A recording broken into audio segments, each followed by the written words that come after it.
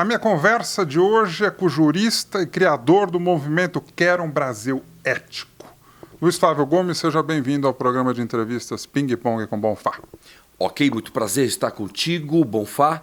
Avante, avante, vamos trocar ideias. Você acompanhou o impedimento do Caetano, que não pôde fazer um show no movimento São Bernardo? E aí a juíza impediu, o Ministério Público entrou e a juíza impediu e botou uma multa. Você achou isso uma censura? Acompanha esse episódio? Não há dúvida nenhuma, toda manifestação artística que há um impedimento de que se realize é um tipo de censura. Isso é coisa típica de estados autoritários. Caetano disse que depois do término da ditadura foi a primeira vez que ele foi impedido de fazer um show. Isto é um absurdo. Nós estamos retornando a tempos passados que nós imaginávamos que já não mais isso fosse acontecer no Brasil. Eu lamento que isso esteja ocorrendo, mas não é só não, isso aqui é só um sinal de autoritarismos que estamos vendo por aí. Luiz Flávio Gomes, o senhor acompanhou o bate-boca recente dos ministros do Supremo Gilmar Mendes e Luiz Roberto Barroso? Eu acompanhei, eu vi. Lamentável porque... Qual foi o motivo da discussão? O motivo da discussão... E quem estava certo? Eis o tema. O motivo da discussão foi que Gilmar Mendes invocou o Rio de Janeiro como um péssimo exemplo de administração pública, etc. O Estado vai à falência. O ministro Barroso é do Rio de Janeiro. Então ele diz, o exemplo é o teu estado, que é Mato Grosso, onde tem metade do secretariado, todo mundo na cadeia preso. Aí pronto, o debate saiu do campo técnico e entrou no campo pessoal, emocional, pura emoção. Os dois ali eram pura emoção. Mas isto não é nada recomendável. No entanto, na minha opinião, os dois não deveriam ter feito aquilo.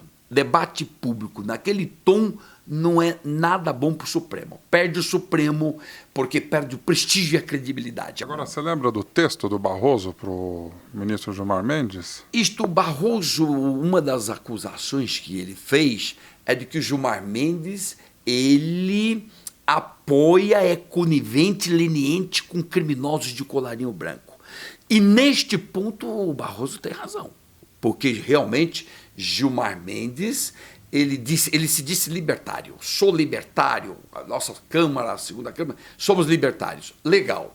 Ser libertário é um ponto de vista ideológico que você tem direito. Acontece que Gilmar vai muito além do que ser um juiz libertário. Gilmar Mendes, ele navega por caminhos extremamente perigosos, como, por exemplo, conceder habeas corpus a Eike Batista, se Eike era cliente da mulher, do escritório da mulher dele. Agora é um problema, ele não podia funcionar neste caso. Conflito de interesses. Total. Depois ele deu um habeas corpus para o rei do ônibus do Rio e ele tinha sido padrinho de casamento da filha do cara. Outra vez, o Gilmar se mete em assuntos em que há muita margem de polêmica e de discussão, mas ele é atrevido neste sentido, ele é ousado, ele vai até onde outros não iriam, não é tão cuidadoso com isso, aí dá margem de todo mundo falar dele. Já que estamos falando do Gilmar Mendes, outro dia ele levou uns tomates no carro dele, não sei se o senhor viu isso. É uma tomatada. Uma tomatada, foi... Nas redes sociais, muita gente pede o impeachment do Gilmar. Eu mesmo também peço o impeachment. Eu sou favorável ao impeachment de Gilmar Mendes, sem sombra de dúvida. Nosso movimento quer um Brasil ético, sem sombra, porque o Gilmar confunde política com justiça. Isso é fatal para juiz. Eu fui juiz 15 anos, conheço lá nosso estatuto ético. Nós temos estatuto ético, tem que cumprir aquilo. Você não pode dar sentenças na mídia antes de falar no processo. Gilmar fala toda hora isso. Ele confunde tudo, está mesclando. Vive hoje mais para a política do que para o judiciário. Então, ele confunde justiça com política. Por isso, não serve para ser juiz. Não é esse modelo de juiz que a sociedade do século XXI quer. Nós não queremos esse modelo de juiz. Agora é viável o impeachment do ministro do Supremo e como seria? Quem decreta o impeachment do ministro do Supremo é o Senado Federal, mas, desde logo, o presidente do Senado tem que admitir o pedido e, claro, com o atual Senado, ninguém espera absolutamente nada, porque o atual Senado é esse mesmo Senado que recolocou Aécio Neves no seu posto, um grande corrupto, gravado, pedindo propinas. O Senado, como se não tivesse nada, recolocou ali. Este Senado não vai nunca julgar o impeachment do Gilmar Mendes, mas para 2019, com a renovação do Congresso Nacional que nós postulamos, aí sim vai ser possível, e é uma das nossas bandeiras, Gilmar Mendes não serve para ser juiz. Gilmar atingiu o nível do esculacho, porque ele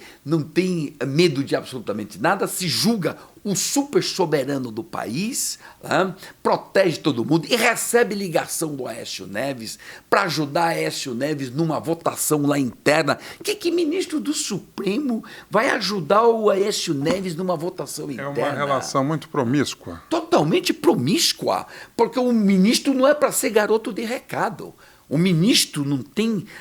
você se rebaixa muito ao lamaçal e se chafurda no lamaçal da indignidade quando você, ministro, coloca em jogo o seu cargo de ministro para ajudar um senador que é corrupto a votar num sentido ou no outro. Isso não é função de ministro. Então, isso demonstra o quanto que está desviado das suas funções. Gilmar perdeu por completo a bússola, perdeu a bússola do que é ser juiz. Para quem não sabe, meu entrevistado já lançou mais de 60 livros. Perfeito.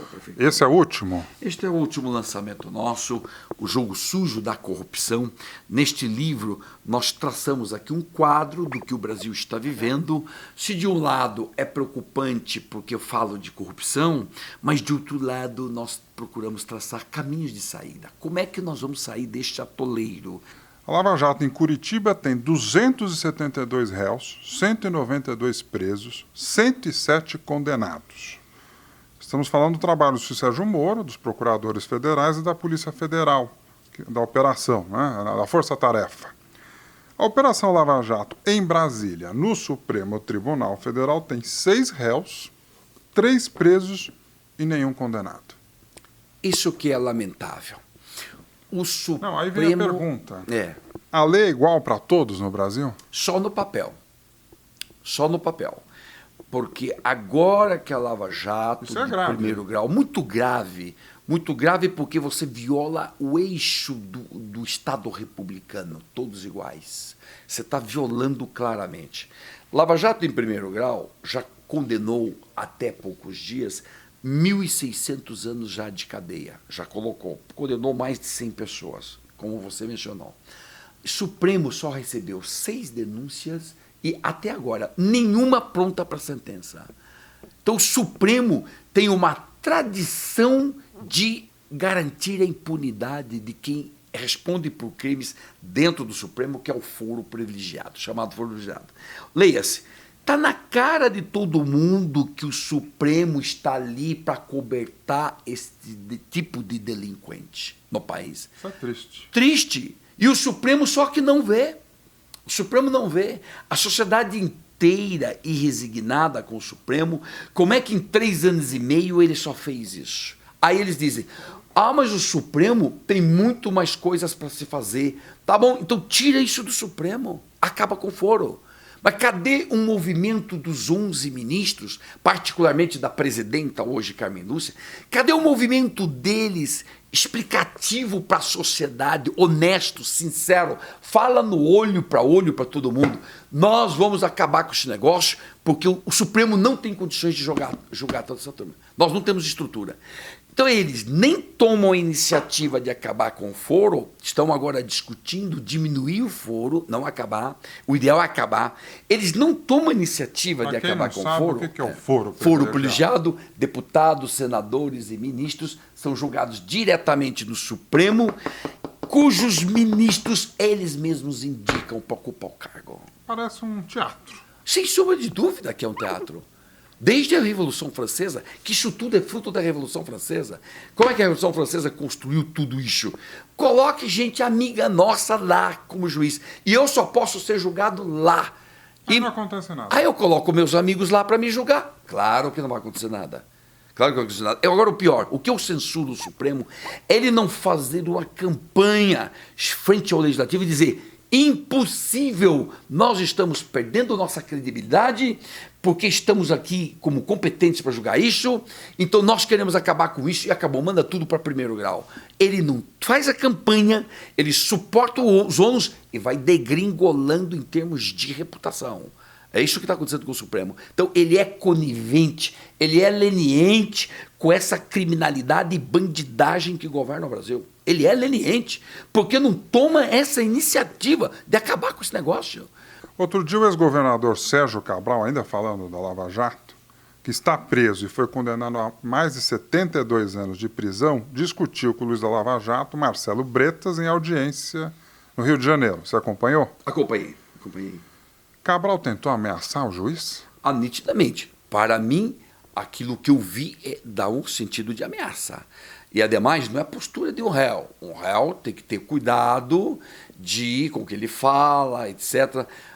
Falou de família do juiz, falou de tudo, dando a sensação de que ele continuaria rei do Rio de Janeiro. Não é não. Hoje ele é réu do Rio de Janeiro. Não é rei, ele é réu. Portanto, meu caro, se comporte como réu, tente se livrar dentro da lei do que for possível, mas o caso do Cabral umas provas vêm vindo uma atrás da outra. Tem muita condenação pela frente.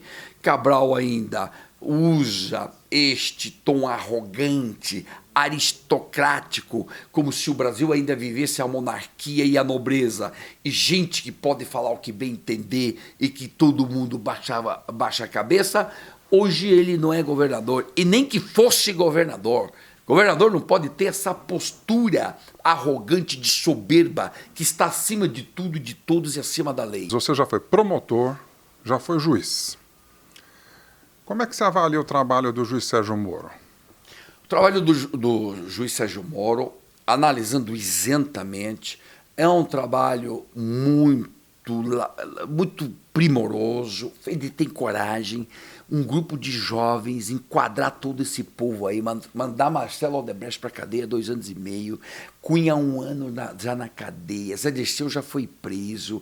E tudo. Esse grupo de jovens, esse grupo fez uma revolução. A maior revolução desarmada do Brasil. Boa. Então, o que é que nós temos? Temos que reconhecer o que há de positivo em tudo isso, que é dizer para os poderosos que eles não estão acima da lei e que eles não mandam no país como eles bem entendem. Perfeito. Até aí, tudo 10.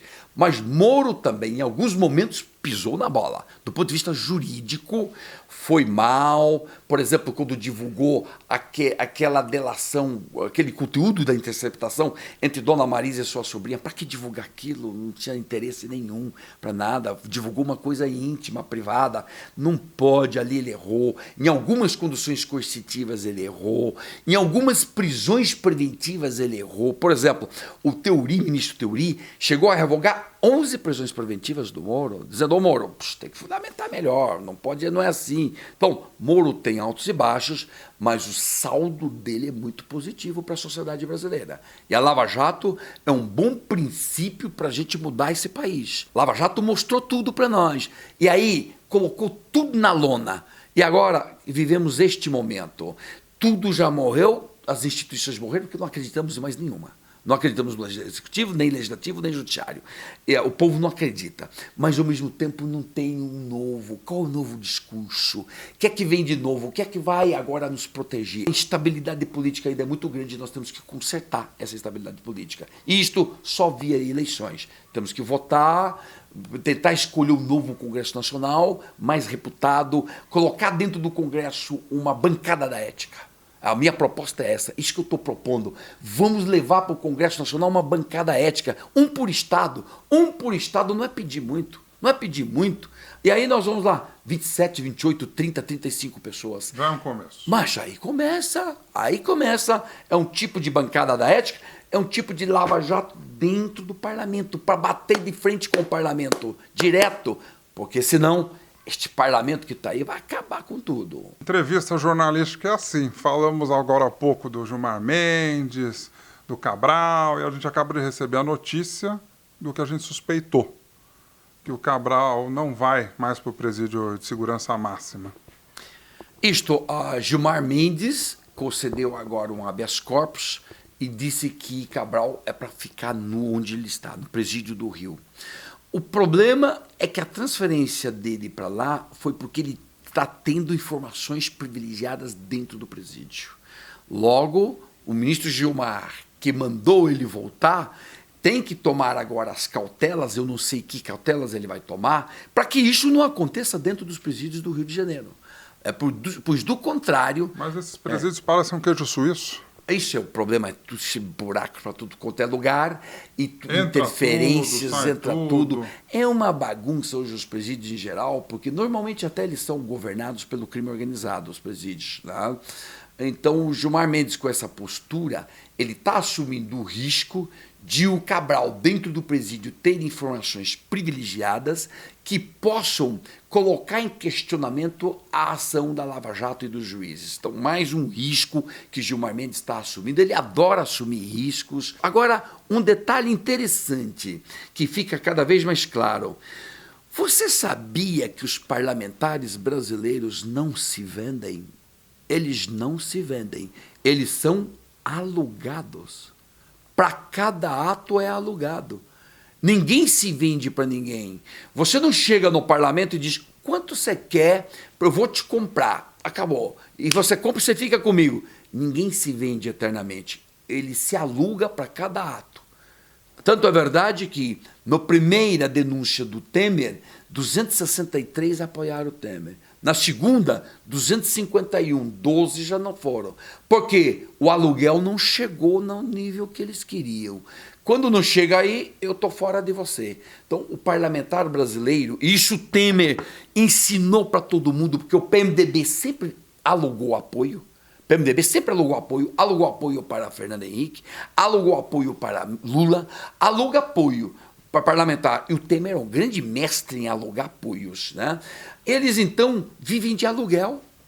Cada um que queira vai lá e eles se alugam para cada um. Então, eles não se vendem nunca, porque nunca estão fiéis a um único comprador. Eles se alugam para cada um que queira alugar o voto deles e o apoio deles no parlamento. Você acredita que o presidente Temer obstruiu a justiça e participou de organização criminosa? Ele confessou isso no áudio do dia 7 de março. Está confessado. Está confessado. Ele disse, mantenha isso aí, viu? Que é o áudio do... Que é o áudio que o Joesley gravou e que dizia que estava pagando 500 mil para o Funaro e para o Cunha. E ele diz, mantenha isso aí, viu? Aí o Joesley diz, não, também comprei 2 juízes e um procurador, estou pagando dinheiro e tudo e tal. Ótimo, disse o presidente Temer. Ótimo. Pois, o cara que afirma isso não praticou crime? Claro que está envolvido com crime. O estarrecedor é o seguinte, a tal ponto chegou o nível de degradação moral de tudo, deste governo todo, que você hoje não tem nenhum sucessor para colocar no lugar do Temer. E é por isso que a população, inclusive, nem está indo para as ruas. Porque se eu tiro o Temer, tem que botar Maia. E o Maia faz parte do grupo todo e não tem a experiência em ladruagem que o Temer tem. Eu digo aqui no meu livro, Marcelo, estamos roubando 600 milhões por dia. É isso que eu queria... Por dia. Como é que você chegou nesse número? As fontes todas estão indicadas no meu livro, são pesquisas interessantes, uma da própria Fiesp de São Paulo, depois a ONU e depois o The Economist, esta revista inglesa, que trabalhou dados concretos de como que eles desviam os dinheiros. O futuro da Lava Jato passa pela mão dos 11 ministros do Supremo? Passa, os 11 ministros são importantíssimos, eles que dão a última palavra, salvo no que toca a assuntos políticos, que aí eles abriram mão da última palavra. Quem dá a última palavra agora no Brasil de assuntos internos da política é a própria política. Então, mas em regra o Supremo dá a última palavra, é importante. E eles podem destruir a Lava Jato, dando habeas corpus para todo mundo, toda hora, O problema não é dar o habeas corpus. O problema é dar o habeas corpus em situações nebulosas, como, por exemplo, o habeas corpus do Gilmar Mendes por rei do ônibus do Rio. Ele foi padrinho de casamento da filha. Por que dar habeas corpus nestas circunstâncias? E depois Aécio, por que dizer que o Aécio não podia ser afastado? Um cara gravado, pedindo propinas, como é que pode ser senador? Diga aí, onde? Em que país? Em que país? Só em países latino-americanos. E o Supremo nosso agora se equipara a Supremos de Bolívia, de Nicarágua, de Venezuela, que está subordinado totalmente ao político. Luiz Flávio Gomes, você trabalha de segunda a sexta-feira? E domingo e sábado, todos os dias, estamos trabalhando, porque nós vivemos um momento de muita indignação com toda a situação do Brasil, um parasitismo brutal, gente chupando, gente aí tomando dinheiro público. Eu trabalho direto. Mas sabe por que eu fiz essa pergunta? Qual foi a razão? Imagina ou não? Não.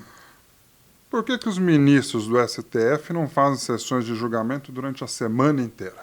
Eis a questão. Deveria fazer uma sessão de manhã nas turmas respectivas e à tarde em outras turmas.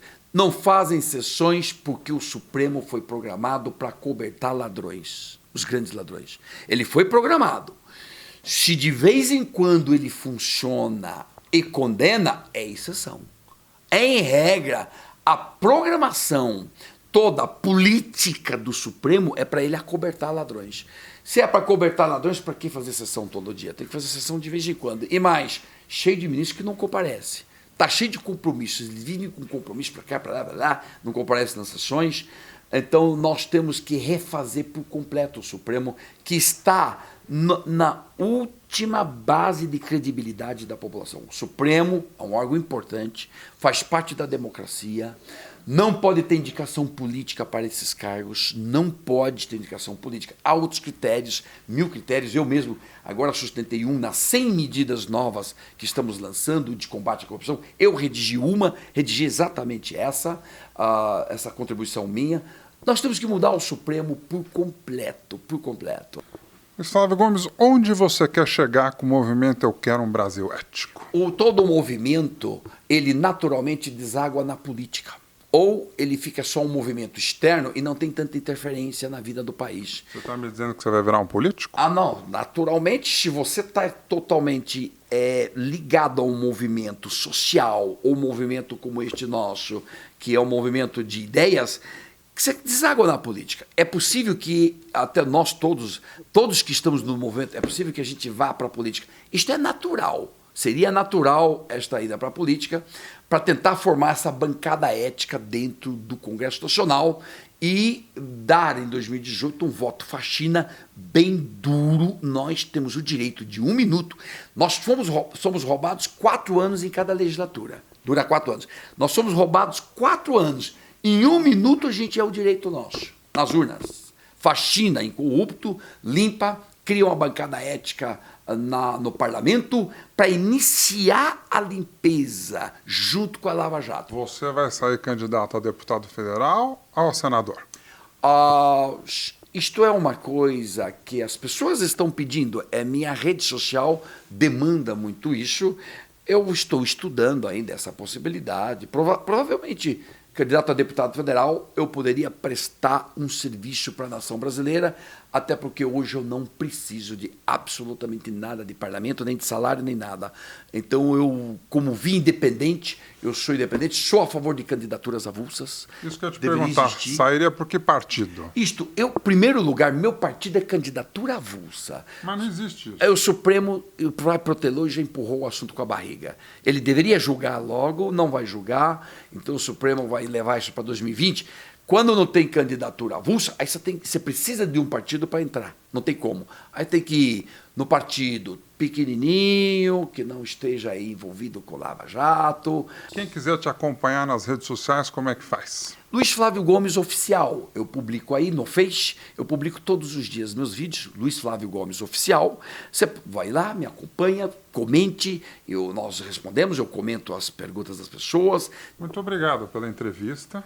Muito obrigado. Foi um prazer entrevistá-lo e a gente fica por aqui e se vê no próximo Ping Pong com Bonfá. Beijo grande e até lá.